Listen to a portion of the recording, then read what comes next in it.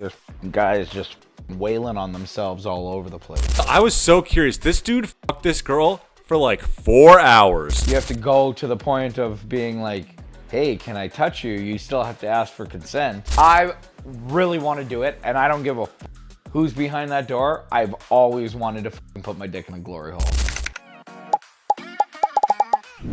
Welcome to Life and Times with Patrick Banks. Today, we are going to talk about my experience at the sex club. Its red lights and my limelight mixed, and it made it feel like Christmas. There was a lot of candy cane licking and mistletoe flicking, if you know what I mean. But first, before we get to that, Calvin, how's your day going? My day's been good, man. Another day at work. Worked all freaking day. A little tired after getting back a little late last night, but... Yeah, well, we didn't get back to like 4 a.m. or something. We were back at shortly around 3. And then by the time we actually settled in, yeah, it was closer to 4. Yeah, how's your day going? Well, you know, I ended up just sleeping most of the day, but yeah, so last night we are on our way to go to a sex club. Now it's so funny because to get me in, we're pretending to be a throuple. The theme is schoolboy, and I'm going as schoolboy Q. We're on the we're on the west end of Brantford, and it's probably 20 minutes to hit the highway. How are we playing this? Am I straight or am I bi? No, you're straight. You're straight. We're both Okay. straight. You're my boyfriend. Okay, You're her perfect. boyfriend. All right, we're together. Let's say we're married. Yeah. You're the boyfriend. Okay. Yeah. So for those of you who have never been to a sex club, so you have to have a membership.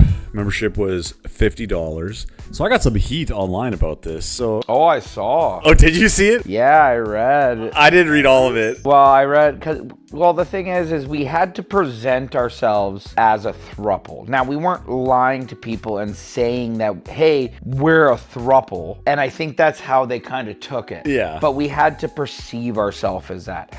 Because on Saturday night, it is single ladies and couples only. So he came as one of us as part of our couple. So it wasn't that we had to say, hey, we are all together. But whether it was me or whether it was you, neither of us could proposition ourselves as a single male. We couldn't go up to somebody and proposition them. We had to act as if we were all together. And again, this is not saying that we lied or deceived people or anything to gain access. This is allowed. What's not allowed is separating from the threesome and one person going and propositioning somebody else. Yeah, so there's no propositioning. I didn't get propositioned. I barely proposition people at bars where I'm supposed to or allowed to. So not a huge deal. That was my experience. Like, okay, so we get there. We get the tour. This is Club M4. Come on in. So there's 3 rooms. There's like the main room, which is where the dance floor is, and there's a bar there. And that's room number 1. And it looks like a normal club, right? Like there's booths and everything. You can get bottle service and all that stuff in this area. There's a nice dance floor, all lit up. There's a couple go-go cages. There's a stripper pole and everything. Yeah, the music was like meh. The music is It was definitely a club DJ for right? like 40-year-olds. Right, it was okay music, but it was a club DJ layering songs on top of each other that just didn't go together. Layering a beat over Hot in Here. Yeah. Right, they'd play Hot in Here and then they'd throw some kind of club beat over top of it. So it sounded cool. I think they thought it sounded cool. But that's how all club DJs are nowadays. Like, unless, like, I guess festivals and like the EDM scene has warped me, I guess, into appreciating actual music. So going to just a regular club again is just meh. But continue. Yeah, so this wasn't a regular club. So we get into the second room. Now the second room is like a change room. There's like lockers, they give you towels, and then you go into the third room. In the third room where it starts getting what some of you might consider weird. So you walk into the third room. Well, it's not weird, but not so vanilla. Yeah, this one's, now you're into the Neapolitan room. 2 in the pink, 1 in the stink. Also known as the library, La Biblioteca. We are out east. What the f*** do do you call them? The X's, like what they like. St. Andrew's Cross. Yeah, like what they strap Magneto to in X-Men '97. So there's 3 of those. You walk in. We walk in. There's like somebody strapped there getting their titty slapped. I know we kind of. He was playing the bongos. He was slapping them. He's got a little whip. And then you go into the 4th room. Now the 4th room is like has all these beds, and there's like little red lines like of tape on the ground. You're not supposed to cross or whatever. And then there's like back rooms in the back, and that's basically it. And they're just like, yeah, you can have sex anywhere in the entire club, basically, except for the lobby and the bathroom. Because you can fuck anywhere, right? But in the 2nd room and the 3rd room, you have to be dressed down. So we were in like the bar area where people still have clothes on and people are dancing and having drinks and mingling. So nobody's even taken clothes off yet in this room, and we're just on the couch. And then, yeah, these 2 guys, I think it was 2 guys. Yep. They had walked by, stopped, and we're just chit-chatting with him. And like over my shoulder, and I was just talking to him over my shoulder while she's just bouncing on my fucking dick. Can't have sex in the bathrooms, can't have sex in the lobbies. Bathrooms are small, but they're nice. They have like mouthwash and, sprays and stuff like that, cologne.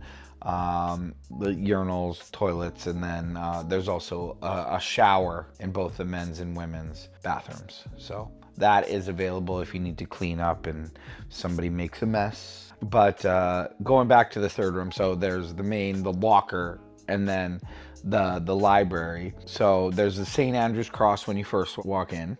To the one side there is a single-sized bed, but it's just a mat on top of a cage with like a canopy type bars over top of it that can be used for all types of bondage and stuff like that. And then there's a cage underneath, and then there's the horse, right? And while we were getting the tour, somebody was strapped down to the horse. That's true.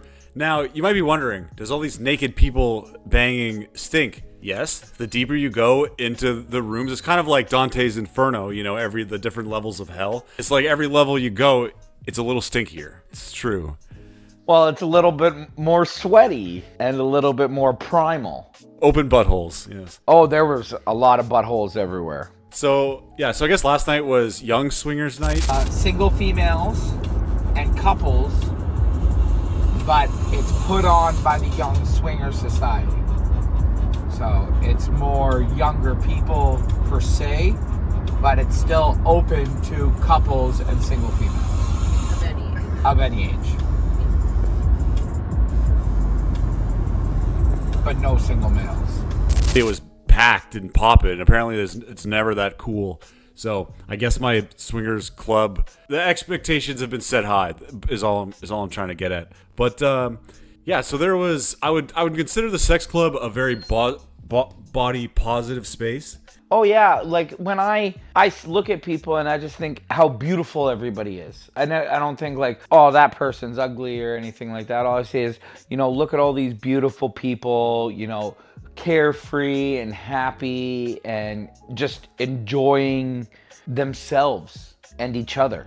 And that's the way I kind of look at it. Yeah, well, I'm shallow. So there were some hotties. Actually, you guys knew the hottest people in the club. You guys actually said you were friends with them or something. Yeah, Jamie had known them previously and has had some experiences with them in the past. Yeah, they looked like they had a fun gangbang. They were like the most fit people in the club, and I was like, I wish I could be in their group. Definitely, there was some weird vibes too from certain people. I also feel like I don't know if everyone liked it, because I feel like especially if you're a girl, there was like a lot more girls than I was expecting, and a lot more like attractive women than I was expecting. I would think, like, generally speaking, men are probably generally kinkier than women. But there were also no single men there. Single men weren't allowed. Yeah. So, any other night of the week, there's guys just wailing on themselves all over the place. Oh, really? Yeah. Oh, yeah. So you got a different feel because it was single ladies and couples. There was still a couple dudes jerking off in the corner. I saw it. A bunch of guys that were like all hovering around, literally, yeah, like just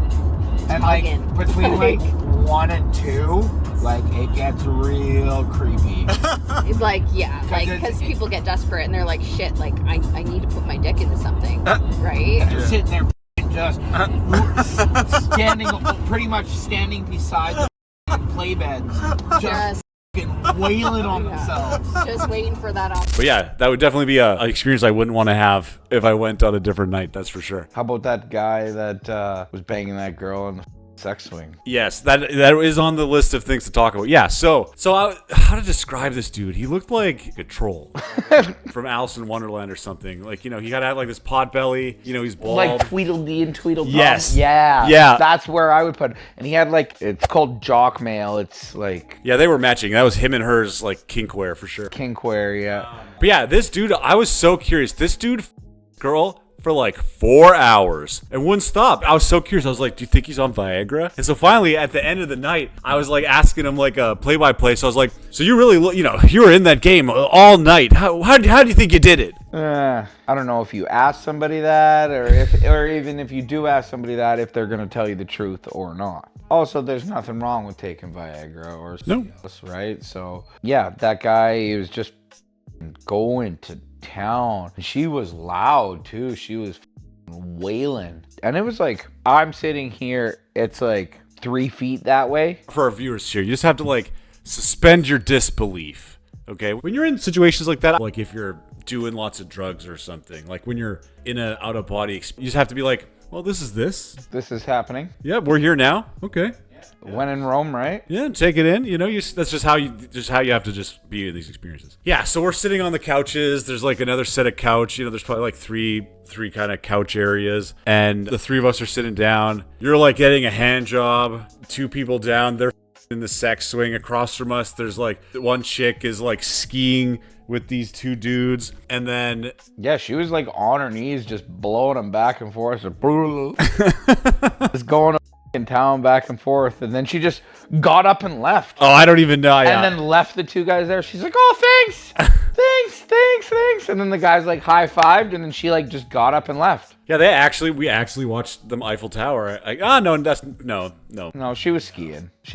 But she was on her knees, and the 2 guys were just chilling on the couch, just having a conversation. She's just going to town back and forth, just popping them in and out. So yeah, that was interesting. And then you went and got a round of drinks, and then Jamie started blowing me as soon as you got up, and then I like threw her down on the couch and like stood up and just started face. And you were probably turned the other way looking, getting drinks. Yeah. So I was like face, making her eyes water. It was great. And then there's like this couple that was like right beside us, facing the other way, and they like went like this, and like, that's hot. And I went, so it was good. You know, usually Jamie and I would like go and like proposition other couples and stuff like that, but we were there with you, and we wanted to kind of show you around and allow you to see the experience. Plus we couldn't really leave you, right? Yeah, I kind of killed your vibes. No, it was fine. That's literally the definition of third wheel. Definitely. But we're planning to go back for Halloween, so that's going to be our next bit. It's going to be the Young Swinger Society again. That's going to put it on, but it's going to be Halloween themed. So I think we're going as like vampires, but masquerade. Oh, that'd be fun. Vampires. Yeah, I don't necessarily think it's like, I don't think it's for me. To be honest, I don't know. I was like trying not to get hard, or like a lot of it like it wasn't really doing it for me. There was like a couple of things I was like, oh, that's kind of hot. But overall I was like, wasn't really, I don't know. All right. And again, it's different being a single male there with a couple on a night like that. But, you know, it's different. They do a what's called Descend into Darkness night. Or they do it during the day too, where all the lights are off. The only thing on the ground are the strips. They glow in the dark, the lines. And then you can't really see anybody or anything or shapes, but everybody has one of those light up collars on. And it's either red or yellow, or orange or yellow, or no, they'd be 2 different colors. So it's like orange or green. Orange is for male, green's for female. And that's all you know, is what color of light is around their body. And that's all. You could tell when you start touching them. You could tell when you start touching them, but you if it's also something have you to, like or not. you have to go to the point of being like, hey, can I touch you? You still have to ask for consent, and then being like, oh no, the wrong one, right? So it's I definitely feel like I should work out more. It's not for the people with like low self-esteem. Well, discretion is big, right? So you may see somebody that you know, right, or know in passing, right, and you like should or shouldn't, probably shouldn't go up and be like, hey, do I know you? Or hey, blah blah blah blah blah. You don't know how other people feel about the whole situation and stuff. But I did run into, or I didn't run into them, but I did notice somebody from the gym that was there, a male and female couple. And then we noticed each other. Me and him were like, oh, okay, you're here. And she made eye contact with me. And I was like, oh, okay, we know who we are. Never said anything, just kind of gave each other the nod. And Did you see them at the gym today? oh, yeah, they were at the gym today. Yep. And again, it was just kind of like a nod, like, yep, that happened. Yep, we were both there, just confirming it, and no words ever needed to be said. They said bye to me at the end. I said bye to them, and but they were there for like 2.5 hours. Yeah. I'm sure you probably saw them a lot. It's not, the place wasn't huge. No, like what? The gym? No, the club. No, I only saw them like once or twice at the club. They were at the gym for 2 hours. Gotcha. You don't, that's something you don't go up and be like, hey, I saw you last night at the sex club. Because you don't know how they feel about being noticed or being, out in public like that, right?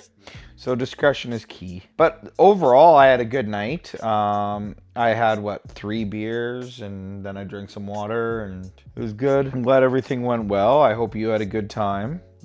It was more of, I wanted you to experience it. It was an experience that you hadn't have. It was something that we knew, and we could provide you with the experience. And that's kind of what it was about, now we got a story for the podcast. Yeah, one of the other notable things was, which I forgot to mention during the tour, was there were glory holes. And they were very gracious to mention that if you're concerned, if it's a man or a woman sucking your dick, don't put your dick in there. Yeah. They're like, yeah, if you're going behind the glory hole, it's not an extra playroom for you to go and right? And you can in there, that's fine. But if a dick comes in, best be getting sucked, pretty much. If somebody's in there and the door is closed and somebody puts a dick in, it should be getting sucked or stroked or something. If you, on the other hand, are worried about whether it's a male or female behind that door, just don't put your dick in the glory hole. Pretty straightforward. Yeah, so I'm still a glory hole virgin. I really want to do it, and I don't give a who's behind that door. I've always wanted to put my dick in the glory hole. So why haven't you? I just haven't, the opportunity hasn't arisen. But it's like Harold and Kumar, right? All the guards in Guantanamo were gay. I ain't gay for getting my dick sucked. You're the one who's gay for sucking my dick. I don't know if that rationale holds up. Why not? You'll never know. No. No, because what if it's a female? You won't know. You don't know. Plausible deniability. Plausible deniability. Exactly. That's what I was thinking. Right? It might have been a girl. It's like Schrodinger's cat. It could both be a man and not a man, or a woman and not a woman. At the same time. At the same time. Depending on if you observe it or not. Yeah. Exactly. Right? So not observed, it's a woman. Observed, it's a man. That's kind of how it goes, right? I think other notable, we saw this one African-American gentleman who literally had the dick the size of my forearm. Well, maybe not my forearm. I missed it. But Jamie's forearm. It was so big. It was like, I'm not even kidding. It was like this. It's crazy. I was like, they were in there for a long time. Like the male and female went into the female glory hole. Okay, so there's also a female glory hole. Yeah, tell the viewers what that is. Okay, so a female glory hole would be a woman going into or behind the closed curtain and putting her legs and vagina out and not being able to see the dick that's right? So instead of being on the outside looking in, you're on the inside, or being on the outside not able to look in, you're on the inside not being able to look out. I guess that's how it goes. But they went in there. They didn't even use the glory hole. They just went in there and used it as Like a sex room. a sex room because all the other rooms had closed doors, like all the private rooms, they were all used up. Yeah, they were in there from the time we first sat down. So it was before midnight. So we were already dressed down. They went in there. Yeah, I don't think we explained that part. So yeah, so after midnight in this Library. we're gonna say the second room on, you have to be dressed down, which is naked in a towel or your underwear. And females can just, as long as they're in lingerie. Yeah, so it just forces everyone to get naked. I don't know if it was me, but as I noticed throughout the night, as the night went on, they cooled down the rooms. So I don't know. So you had to like go keep moving into the warmer rooms. Yeah, so when we were dressed down already, and I wanted to go see, you know, maybe people are still dancing. What's going on in the first, like in the club room? Nothing. And it was cold, like really cold. I was like, hey, well, let's go into the second room. And then we get into the second room and we're like, oh, okay, let's do a lap. Let's go walk into the third room. Let's go watch some people in the bed. Let's go see a gangbang. Do you think the club, like by definition, do you think we could consider what we were at an orgy? That's what I would consider it. Like that, it's what I believe like the Romans and stuff would be. Like it's not like by orgy I don't mean a bunch of people piled onto one bed, but everybody naked and enjoying themselves, enjoying drinks and enjoying the primal hedonistic, you know, environment and sensations. Yes, I would consider that an orgy, but you know, not everybody's involved. Like I like being a voyeur. I like to just watch. I mean, if I used to spend all my time watching porn and now I don't have to because I'm with Jamie. Don't get me wrong, when I get a second of Home Alone, I'm gonna beat my dick. But I like watching. Like I'll go right up to the bed and stay behind the tape and I'll just fucking watch these people go at it. And I like it. I'm also an exhibitionist, so I like to be watched. So, you know, when me and Jamie do play, we like to put on a show, and that's what a lot of people do. And that's kind of the two ends of it, is being, you know, either a voyeur and watching or being an exhibitionist and enjoy being watched. As I was saying, so as we moved, we went into the third room and it was warm in there, and then we slowly made our way around and we came back into the second room, into the library, and it was cold in there. And this was 1:15. So that's kind of what they do. They pump the air conditioning into the second room, and then it makes everybody kind of migrate to the heat because it's freaking cold. I didn't even realize that the first time we went, but you know, now it's like, okay, That's the life and times. And that's kind of the conversation kind of goes like, are you here to play? Do you play with other people? What are you kind of get your boundaries out of the way right away.